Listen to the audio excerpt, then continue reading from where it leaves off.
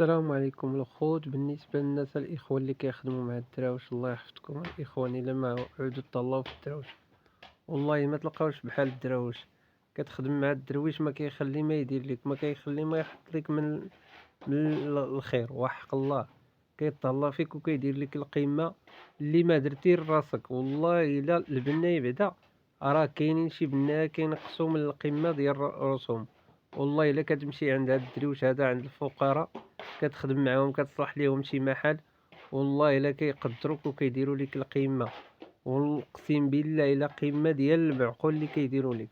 ما كيخليو مساكن ما يحطوا لك لا في العشية لا في الصباح. اللهم حتى انت تهلا فيهم، صلح ليهم محلهم وخدم معاهم بالمعقول. الغش ما تغشوش. الخود اللي بغى البركة في رزقه ما يديرش الغش. الا كتغش راه ما عمرك تشوف البركة في رزقك. اللهم خدم بالمعقول مع الدراوش.